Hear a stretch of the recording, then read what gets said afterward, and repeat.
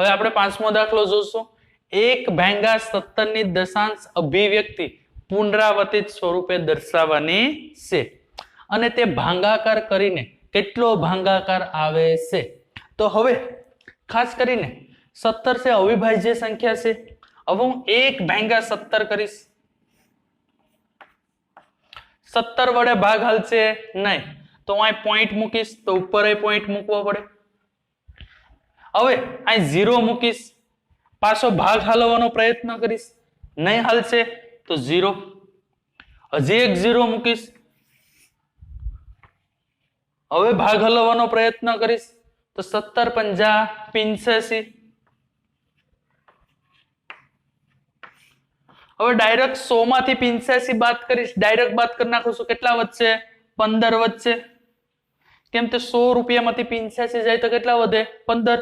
ન હોય તો 10 લઈને પણ તમે કરી શકો છો. એક 0 ઉતારીશ. હાલો હજી ભાગ હલવીશ. 17 8 136.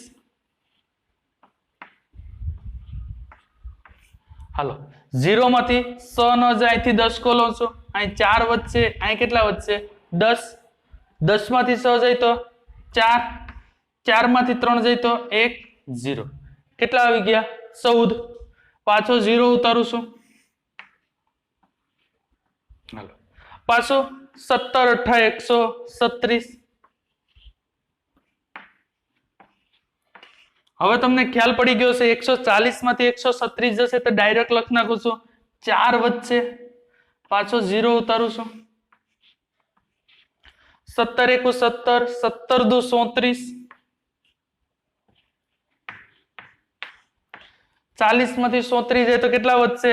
100 વધશે. હું અહીં લખું છું. ઉપરથી ઉતાર્યો 0, સોરી 100 લખું છું. ઉપરથી ઉતાર્યો 0 એટલે કેટલા થઈ જશે? 60 થઈ જશે. હું અહીં 60 લખું છું. હાલો પાછો ઘડિયો બોલવાનો છે. 17 1 17, 17 2 34, 17 3 51.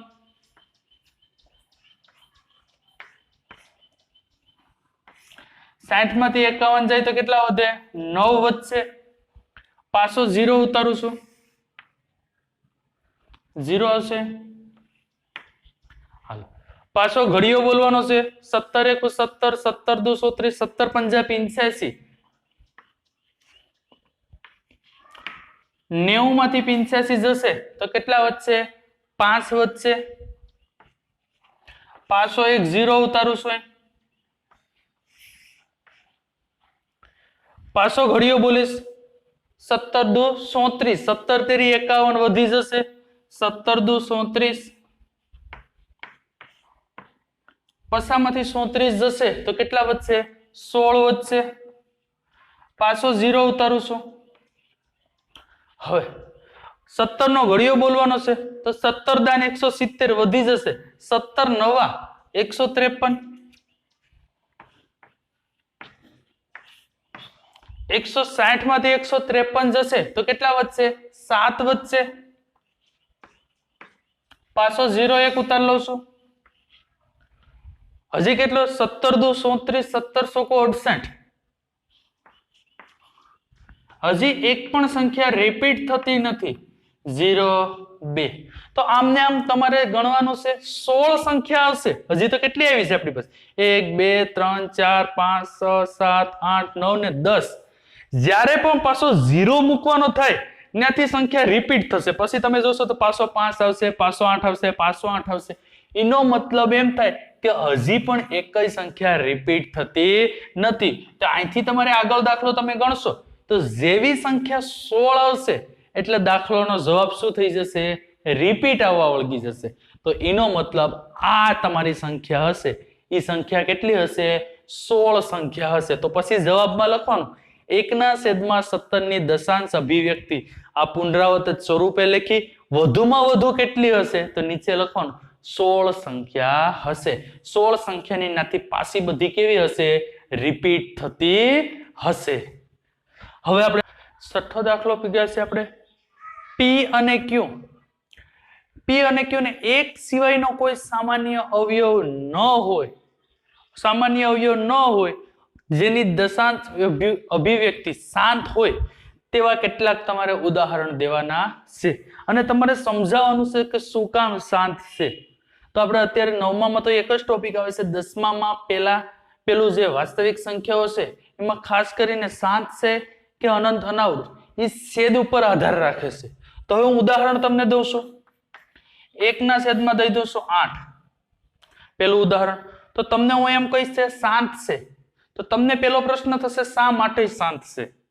હું તમને એમ કહીશ 1/32 શાંત છે,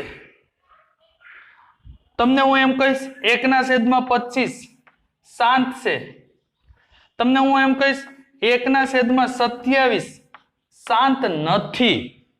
તો હવે પ્રશ્ન કઈ રીતનો ઉદ્ભવે?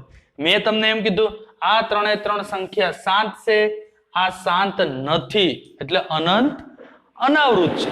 તો તમને કઈ રીતે સાહેબ ખબર પડી કે આ શાંત સંખ્યા છે? હું બધાનો એક વિસ્તારપૂર્વક સમજાવું છું. પેલા હું છેદ નક્કી કરી નાખું. છેદ 8 નો ભાગાકાર કરું છું. પેલા બેકી સંખ્યા છે 2 વડે હાલશે. 2 ચોકુ 8, 2 દુ 4, 2 એકુ 2 થઈ ગયું છે. હવે છેદ શું આવ્યો છે? 2 જ આવ્યો છે. હા, છેદ 2 જ આવ્યો છે. હાલો 32 કરું છું. તો એનો મતલબ એમ થાય કે છેદ છે ને 2m 5m p ના છેદમાં q માં q બરાબર 2m 5n 2 અને 5 જ આવવો જોઈએ, ગમે એટલી વાર આવે. 2 છે 10 વાર આવે તોય હાલે, 5 10 વાર આવે તોય હાલે, 2 અને 5 બંને ભેગા આવે તોય હાલે. 2 અને 5 સિવાયની કોઈ પણ સંખ્યા જોવા તમને મળે એટલે તમારે તાત્કાલિક કહી દેવાનું છે શાંત નથી. ટ્રાય કરીએ આપણે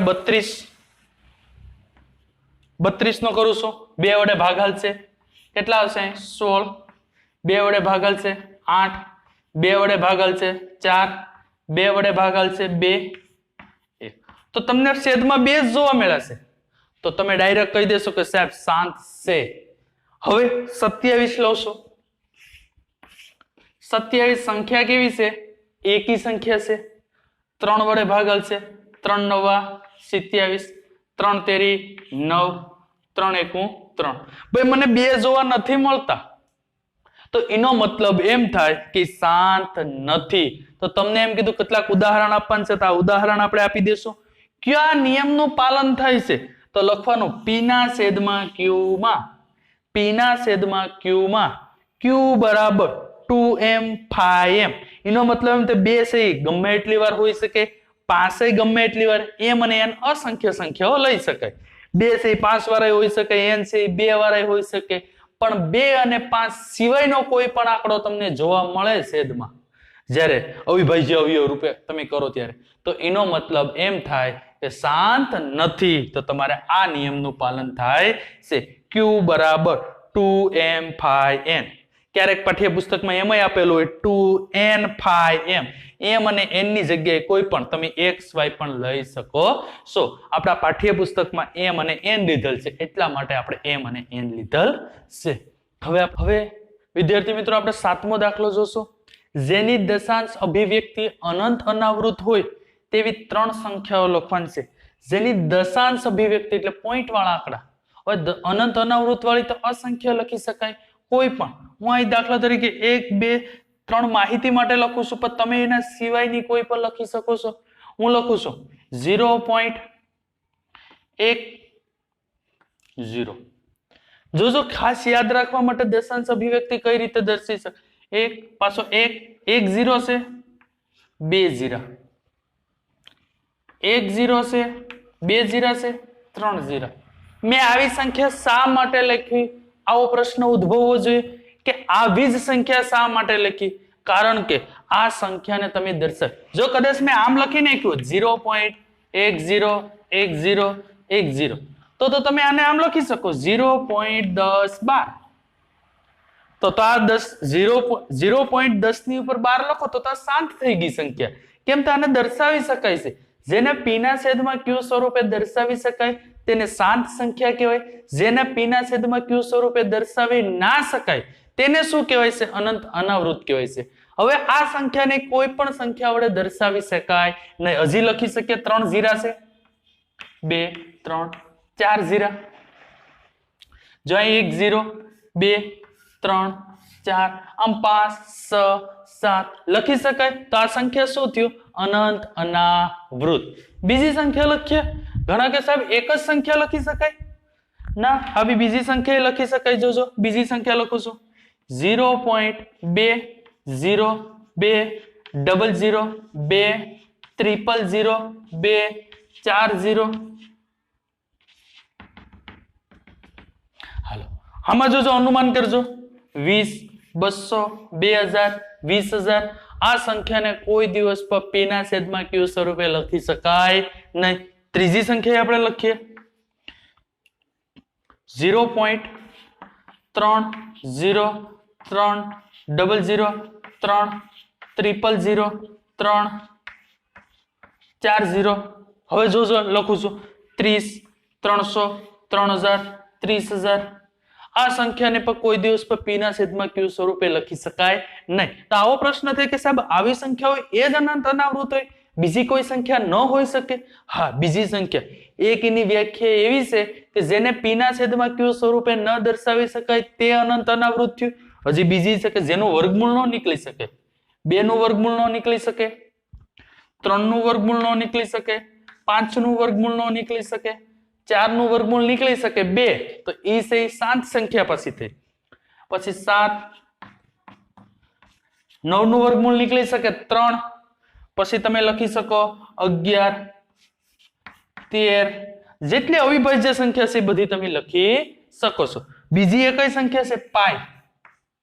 એ પણ શું છે? અનંત અનાવૃત છે. ભલે આપણે કહીએ છીએ પાઈ ની કિંમત 3.14 અથવા 22 ના છેદમાં 7 છે. તમે 22 ભાગ્યા 7 કરશો અસંખ્ય સુધી ચાલ્યા કરશે, એનો અંત આવશે નહીં. તો એનો મતલબ એમ થાય છે આપણે તો 3.14 એટલા માટે પાઈ ની કિંમત લખીએ છીએ કે પોઈન્ટ પછીના 2 આંકડા જ આપણે કાઉન્ટ કરીએ છીએ. તો આ સંખ્યા છે એ પણ અસમય સંખ્યા છે, અને આ સંખ્યા છે આ સંખ્યા છે તે પણ અનંત અનાવૃત છે. આ સંખ્યા છે તે પણ અનંત અનાવૃત છે. 5 દશાંશ અનંત અનાવૃત છે. આ અસમય સંખ્યા તરીકે ઓળખાય છે. એના પછી આપણે જોઈએ 8મો દાખલો.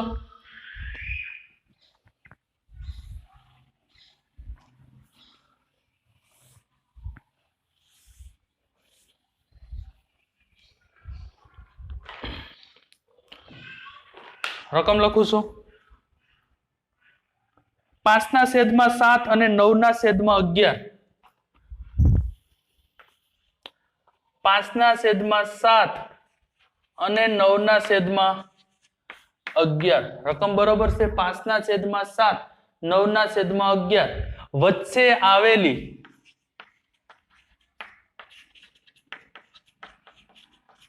ત્રણ, ખાસ ધ્યાન રાખજો હું શું શબ્દ લખું છું? સમય સંખ્યા લખું છું. અત્યાર સુધીમાં આપણે 5 ના છેદમાં 7 9 ના છેદમાં 11 વચ્ચેની સમય સંખ્યાઓ લખતા હતા. અત્યારે હવે ખાસ ધ્યાન રાખજો અસમય સંખ્યા લખો. રકમ ભરી ગઈ છે. આ બે ની વચ્ચે આવતી હોય તેવી અસમય સંખ્યા લખવાની છે. હાવ સિમ્પલ છે. હવે હું 5 ભાગ્યા 7 કરું છું, 9 ભાગ્યા 11 કરું છું. ખાસ ધ્યાન રાખજો 5 ભાગ્યા 7. હાલો 7 ના ઘડિયામાં 5 આવશે નહીં આવશે? તો પેલા શું કરવું પડશે? આપણે પોઈન્ટ મૂકવો પડશે. અહીં શું મૂકશું? પોઈન્ટ 0 સત્યુ 49. કેટલા આવશે? 50 માંથી 49 જશે તો 1. ઉપરથી ઉતારો 0. 7 એકુ 7. 10 માંથી 7 જશે તો 3 વધશે. ઉપરથી ઉતારો 0. 7 ચોકુ 28. ઉપરથી 30 માંથી 28 જાય તો 2. ઉપરથી ઉતારો 0. 7 દુ ને 14. હવે હું આગળ લખતો નથી. હજી લખી શકાય છે પણ હું લખતો નથી. મારે ખાલી પોઈન્ટ પછીના 2 આંકડાનું કામ છે, બીજા કોઈ આંકડાનું કામ નથી. 9 ના છેદમાં 11 કરું છું. 9 ના છેદમાં 11 એટલે 9 ભાગ્યા 11. બાળકો ઉલટું કરી નાખે છે, 11 ભાગ્યા 9 કરી નાખે છે, પણ 9 જે ઉપર સંખ્યા છે એને ઓલરેડી અંદર સંખ્યા લખવાની છે, 9 ભાગ્યા 11 છે, 9 ભાગ્યા 11. હાલો હવે 11 વડે ભાગ હાલશે નહીં, તો પેલા હું શું કરીશ, પોઈન્ટ મૂકીશ. તો અહીં પર પોઈન્ટ મૂકવા પડશે. હું 0 લઈશ, 0. હવે ભાગ હલવીશ તો કેટલા થશે, 11 8 88. તમે એમ કહેશો 90 માંથી 88 બાદ થાય તો હવે કેટલા વધશે, 2 વધશે. ઉપરથી ઉતારો 0, કેટલા થઈ ગયા, 20. 11 એકુ 11, 20 માંથી 11 જશે તો કેટલા વધશે, 9. ઉપરથી ઉતારો 0, પાછું 11 8 88, કેટલા વધશે, 2. હવે આગળ લેતો નથી, નકર આગળ હજી ભાગ હાલે છે. મારે ખાલી બે આંકડા નું જ કામ છે, 0.81. આમાં શું છે, 0.71. હવે ખાસ ધ્યાન રાખજો, હું સમય સંખ્યા કઈ રીતના લખું છું. અહીં સમય સંખ્યા હું લખું છું 0. કેટલા લઉં છું, 71. આમાં હું 0.81 બે શબ્દો લઉં છું. હવે હું અહીં લખું 0. આગળ મેં લખ્યા હતા 71 10 71 20 71 30 લખી શકાય. આ સંખ્યા થઈ ગઈ. મારે કેટલી લખવાની છે, 3 લખવાની છે. હવે હું લઈ લઈશ 81 સુધી લખવાની છે. 0.72 શું લઈશ, 0.72 10 72 20 72 30 આવી લખી શકાય. હજી હું લઈશ 73 74 75 77 77 78 ક્યાં સુધી, 81 એટલે 80 સુધી લઈ શકીશ. મારે કેટલી સમય સંખ્યા જોતી હતી, 3. તો 71 વાળી લખ નાખી, 72 વાળી લખ નાખું છું. હજી અહીં લખું છું હું સમય સંખ્યા, અહીં લખું છું 0.73 0 73 00 73 000 આ રીતની લખાવી શકાય. તમારા પાઠ્યપુસ્તકમાં આ જવાબ છે એ અલગ રીતે હોઈ શકે છે, કારણ કે સમય સંખ્યા અસમય સંખ્યા બે સંખ્યાની વચ્ચે અસંખ્ય સમય સંખ્યા હોઈ શકે. એટલા માટે કોઈ દિવસ પણ એવું નહીં વિચારવાનું કે પાઠ્યપુસ્તકની પાછળ આ જવાબ આવતો નથી. કોઈ પણ બે સંખ્યા વચ્ચે અસંખ્ય સમય સંખ્યા અને અસમય સંખ્યા હોઈ શકે છે. હવે આપણે હવે વિદ્યાર્થી મિત્રો આપણે 9મો દાખલો આપણે જોશું. 9મો દાખલો શું કે, નીચેની સંખ્યાઓનું સમય અને અસમય સંખ્યાઓમાં વર્ગીકરણ કરો. સમય અને અસમય. તો મેં તમને ખ્યાલ છે બેની વ્યાખ્યા દીધેલ છે. સમય સંખ્યા કોને કહેવાય અને અસમય સંખ્યા કોને કહેવાય? જેને p ના છેદમાં q વડે દર્શાવી શકાય ને, જેને p ના છેદમાં q આના સ્વરૂપે કોઈને પણ દર્શાવી શકાય બધી સમય સંખ્યા, ને p ના છેદમાં q વડે દર્શાવી ના શકાય એ બધી સંખ્યા કેવી કહેવાય? અસમય સંખ્યા. એક વસ્તુ જોશું પેલું √23. તો તમે વાત કરશો 23 સંખ્યા, તો 23 નું તો વર્ગમૂળ નીકળી નથી શકતું. આની જગ્યાએ 16 તો 16 નું વર્ગમૂળ નીકળી શકે 4. આની જગ્યાએ 25 તો વર્ગમૂળ નીકળી શકે 5. 37 તો 6. 49 તો 7. 66 તો 8. આ બધી સંખ્યાનું વર્ગમૂળ નીકળી શકે. 23 નું વર્ગમૂળ નીકળી શકતું નથી. જેનું વર્ગમૂળ ન નીકળી શકે એ બધી સંખ્યાને p ના છેદમાં q સ્વરૂપે કોઈ દિવસ પર દર્શાવી શકાય નહીં. એટલા માટે કઈ સંખ્યા થશે? અસમય સંખ્યા. તો અહીં લખું છું અસમય સંખ્યા. અસમય સંખ્યા. જવાબમાં શું લખવાનું છે? કારણ કે √23 વર્ગમૂળમાં 23 નું વર્ગમૂળ નીકળી શકતું નથી. એટલા માટે તેને p ના છેદમાં q સ્વરૂપે દર્શાવી શકાતું નથી. એટલા માટે કઈ સંખ્યા થશે? અસમય સંખ્યા થશે. હવે 225 નું વર્ગમૂળ નીકળે છે. તમને ખાસ કરીને યાદ હોય તો 225 નું વર્ગમૂળ કેટલું થાય? 15. 15 ગુણ્યા 15 કરજો, 225 થશે. તો 225 નું વર્ગમૂળ શું થશે? 15. તો તો આ હું લખીશ 225 એટલે શું લખીશ આ 15. તો હવે સાહેબ તમે તો એમ કહેતા હતા p ના છેદમાં q હોવું જોઈએ, તો 15 ના છેદમાં કઈ ન હોય તો શું હોય? 1 તો હોય જ.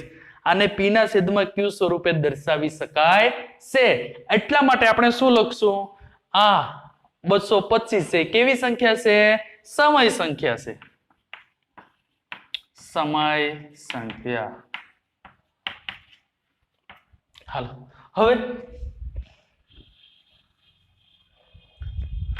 ત્રીજું 0.3796 3796 0.3796. હવે આ સમય છે કે અસમય? તો મેં તમને વાત કરી હતી એક જ વસ્તુ યાદ રાખવાની, જેને p ના છેદમાં q સ્વરૂપે દર્શાવી શકાય બધીને સમય સંખ્યા કહેવાય. હવે હું અહીં લખું છું પોઈન્ટ પછી કેટલા આંકડા છે? 1 2 3 4. હું ધીરે ધીરે આગળ લઉં તો 1 2 3 4. હું ચાર સંખ્યાને જો જમણી બાજુથી ડાબી બાજુ લાવીશ ચાર સંખ્યાને, તો છેદમાં 4 જીરા વાળી સંખ્યા આવશે. 4 જીરા વાળી સંખ્યા એટલે કેટલી થશે? 10,000. કેટલી થશે? 10,000. હું લખું છું અહીં 1 37 96. મેં આગળ લાવીને ત્રગડાને આગળ લાવ્યો છે, 7 ને 9 ને અને 6 ને. તો છેદમાં 4 સંખ્યા આગળ આવી છે, તો છેદમાં 1 2 3 ને 4 કેટલા હજાર આવશે? 10,000. હા, તો આને p ના છેદમાં q સ્વરૂપે દર્શાવી શકાય છે. તો તમે ડાયરેક્ટ કહેશો તો સાહેબ p ના છેદમાં q સ્વરૂપે દર્શાવી શકાય તો એ સંખ્યા કેવી હશે? સમય સંખ્યા. સમય સંખ્યા થશે. હાલો હવે અહીં તમે ખાસ ઓબ્ઝર્વેશન કરજો. 478 5 478 એનો મતલબ એમ થાય છે હજી પણ આને તમે લખશો તો 478 સંખ્યા મળશે. એનો મતલબ એમ થાય 478 ઉપર 12 મૂકી દઈશ, કારણ કે 478 ડબલ વાર રિપીટ થાય છે. તો હવે આને મારે દર્શાવી તો 4.478 આની ઉપર રેપ કરી દઈશ. એનો મતલબ એમ થાય કે હવે 478 રિપીટ થશે. તો આ સંખ્યા એક તમને ખબર પડી ગઈ કે આના પછી હવે આ જ સંખ્યા હશે. એને p ના છેદમાં q સ્વરૂપે દર્શાવવું હોય તો 3 આંકડાને તમે આગળ લાવશો એટલે છેદમાં કેટલા જીરા આવશે? 3 જીરા. તો એ સંખ્યા પણ કેવી થશે? સમય સંખ્યા થશે. આપણે દાખલા આના જોયા છે.